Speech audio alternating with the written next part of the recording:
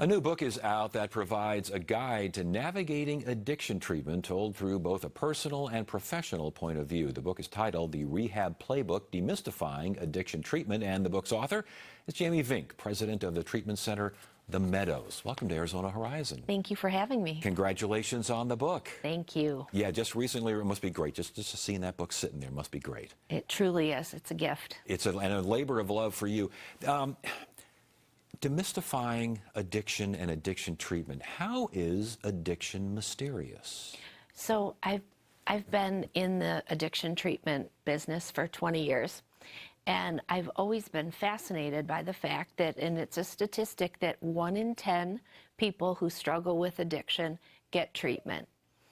And my goal was to write a book to really touch the other 9 who aren't getting treatment.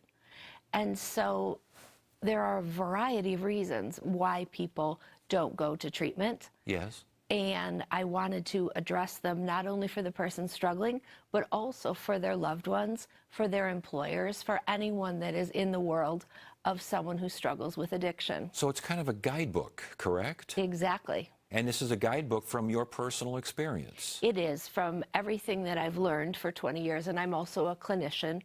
And from the first moment where someone wonders, oh my gosh, do I need help, to successfully completing treatment. Why is treatment and recovery so hard to find?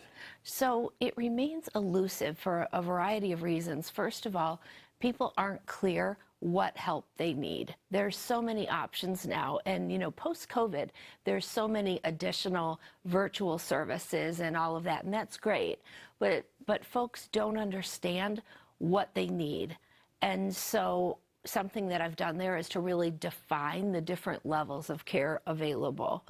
The other thing is that people don't understand what their resources are and what's available through their insurance. I was going to ask about finances and insurance. I mean, even in the best of times, that can be really confusing. It can. And, part of what I recommend is to sit down with your insurance card, make the calls, or have a trusted friend or loved one do it to find out what benefits are covered.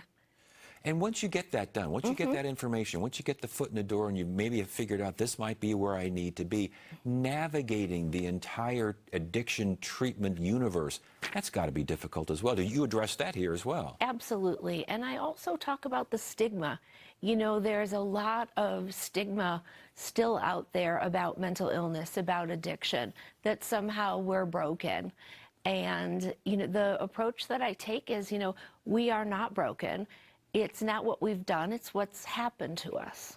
Is that another, but you mentioned, it was interesting because when you were speaking, I thought about the fact that, okay, you've made these, you've gone through these hurdles and things, but you still have to trust someone. Is the concept of trust still, as you say, elusive?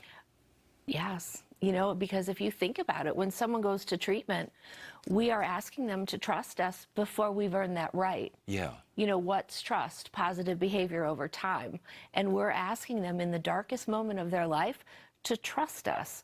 And so something that I did as part of the book is I introduced 3 professionals that are in the industry, that are in recovery themselves, so that a reader can see where our hearts are. And that once you do make the decision to go to treatment, you will be greeted by people who've been there, who can speak your language, and also have devoted their life to healing. Yeah, yeah. How do you get people who need this information, they really need this information, how do you get them to trust you? How do you get them to get that book? So by talking to people like you, first of all, and also, the beginning of the book is very much about my own story and my family and really building that trust. And I talk about my time as a therapist and wins that we basically had. The thing about addiction is that we can win against the opponent of addiction. It happens every day. People are out there living their best life. And so to really engage them with those stories of success. I was going to say, it must be awfully good when people, book's just been released, so you probably haven't had too much response, but any response from someone saying, this book really helped, that must feel great. It really does, and for other professionals as well, because that's what I'm hoping, and that there's a contagion that they can give it to their clients who can give it to someone else. And is there an overriding piece of advice? I mean, it kind of hovers over the entire book and every chapter. Is there something that people can take with them?